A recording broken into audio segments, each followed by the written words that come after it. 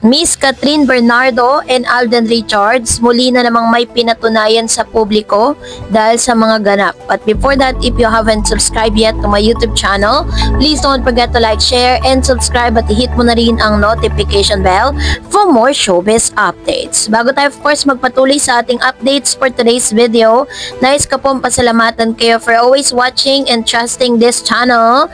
Thank you so much sa inyo pong panonood. At ngayong araw, let's talk about Miss Catherine Bernardo and Alden Richards dahil noong May 6, 2025 ay pinarangalan sina Catherine Bernardo at Alden Richards bilang Box Office Queen at King ng Cinema Exhibitors Association of the Philippines or CEAP, isang samahan ng mga may-ari at operator ng sinihan sa bansa. Ang pagkilalang ito ay bunga ng kanilang matagumpay na pelikula na Hello Love Again na kumita ng 1.6 billion sa buong mundo at itinuturing na pinakamataas na kinita ng isang pelikulang Pilipino sa kasaysayan. Ang Hello Love Again ay sequel ng 2019 blockbuster na Hello Love Goodbye. Sa direksyon ni Direk Cathy Garcia Sampana ay muling ginampanan ni Catherine at Alden ang mga karakter na sina Joy at Ethan na ngayon ay muling nagtagpo sa Canada matapos ang 5 taon ng paghihiwalay sa Hong Kong. Ang pelikula ay inilabas noong November 13, 2024 at agad na nagpakita ng kahangahangang performance sa takilya. Bukod sa pagkilala nga mula sa CEAP, pinarangalan din ang Hello Love Again sa iba't ibang award-giving bodies sa Manila International Film Festival 2025 na ginanap sa Los Angeles, California. Iginawad dito ang Box Office Hit Award. Sa Catherine Bernardo naman ay tumanggap ng Snow Leopard Rising Star Awards, the 10th Asian World Film Festival noong November 2024. Sa 7 Gawad La Salenieta Awards, kinilala din si Catherine bilang isa sa mga Most Outstanding Film Actress habang si Alden ay Most Outstanding Film Actor. Ang pelikula rin ay tinanghal na Most Outstanding Filipino Film. So dahil po dito ay talagang pinapatunayan po ni Miss Catherine at Alden Richards nasa 2 beses na po na pagkakataon na lagi po silang nagtatagumpay doon po sa mga projects sa ginagawa nila. Pero alam niyo po aside po dun sa tagumpay ay iniintriga naman itong si Catherine na tila baga iniiwasan daw di umano itong si Alden Richards. Base po sa mga nagkalat na mga news online, iniiwasan na nga ba ni Catherine Bernardo si Alden Richards at sa no-show ang Asia Superstar sa Cine Expo event nitong Martes para sa personal na tanggapin ang kanilang award bilang 2024 Box Office King and Queen.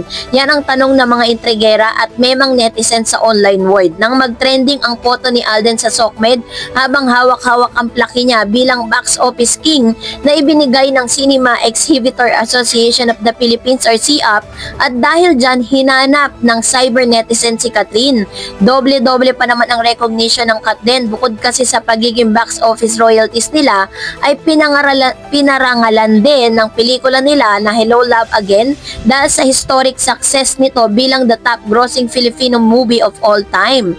Marami ang nambabash ngayon sa Asia Superstar sa Twitter dahil tila hindi raw nito pinapahalagahan ang pelikulang pinaglaanan nila ng time at effort noong promo period nila noong kumita ng more than 1.6 billion. Pero syempre, to the rescue naman ng mga fans ng aktres. Hindi naman daw iniiwasan ng aktres ang collab team sa HLA. Sadyang may trabaho lang daw si Kat at busy sa pagsushoot ng mga bagong endorsement campaign. Ang chika nga, bet na bet nga raw ni Kat na dumalo sa nasabing awarding ceremony kaso may mga nakaschedule nga talagang trabaho ang aktres at matagal na raw na nakalendaryo iyon. Samantala matapos mag-trending si Alden dahil sa recognition nila ni Kat, pinag-uusapan na naman ng kapuso actor matapos itong ma-sight ng fans na nasa may Ninoy Aquino International Airport. Next nga ni Alden na dadalo siya sa premiere night ng Mission Impossible The Final Reckoning na gaganapin sa Seoul, South Korea. Naimbitahan ng aktor sa Paramount Pictures para kumatawan sa ating bansa sa nasabing star-studded event na pangungunahan ni Tom Cruise. So isa ito po sa mga palatandaan na wala pong iwasan na nagaganap between Catherine and Alden Richards. Dahil kung titignan natin kung pag-aaralan natin, bakit naman iiwas si Miss Catherine? 'Di ba? Isang malaking pribilehiyo po na humarap ka sa publiko at tumanggap ng mga prestigious award. Ba't naman siya iiwas? So isa sa mga kadahilanan kung bakit hindi po siya present sa mga award-giving bodies na ito dahil sa hectic schedule nga ni Miss Cat. Makikita naman natin na inilabas ng kanyang team yung mga ginawa niya sa mga previous days, 'di ba? Dahil sobrang ang dami po mga TV commercials and mga endorsement na kailangan niya pong i-renew, na kailangan niya pong gawan ng panibagong mga billboards. Kaya nga kahit nga dun sa taas ng EDSA, 'di ba? Talagang makikita natin yung pagmumukha doon ni Miss Catherine. It only shows how hot and how prominent Miss Catherine is. So dahil dyan, narito naman ang ilan sa mga komento ninyo patungkol naman sa ating latest update. Unahin natin si SL Con. Sabi niya, tigilan nyo na si Kat, solo era siya ngayon. Ibig sabihin, kahit sino pwede niya makasama. Hindi porkit magkakateleserye sila ni James, hanggang dun lang yun. Hindi ibig sabihin na magkakalab team na sila. Huwag i-push ng push ang Kat din. Collab lang sila sa movie, not a love team. And never be na magkakalab team dahil hindi sila same management. Ayan. So, tama yung sinabi dito na si Miss SL Con, huwag natin masyadong ipilit, 'di ba? Kasi tatlo naman na hindi sila magkaparehas ng network. Kaya imposible na magiging permanent love team sila. Maaaring bibigyan sila ng mga projects na yun po ay nasa pag-uusap po ng dalawang network. Sabi ni Gis Fan, it's time talaga na i-partner na sa iba't ibang aktor si Catherine. Tagal ng panahon na napakulang siya kay Daniel Padilla. Tumatanda na siya. Si Alden matagal nang ipinapartner sa iba't ibang aktres. So isa yan sa mga natutunan kasi ni Miss Catherine kay Alden, 'di ba? Si Alden kasi ayaw niyang mapirme sa isang love team lang. Gusto niya lahat ma-partner niya. Gusto niya lahat makagawa siya ng projects. Kasi nga naman, may danger po kasi when it comes to permanent love team, 'di ba? Pag nagkaroon kayo ng conflict, nagkakaroon po ng problema yung career ng isang artista.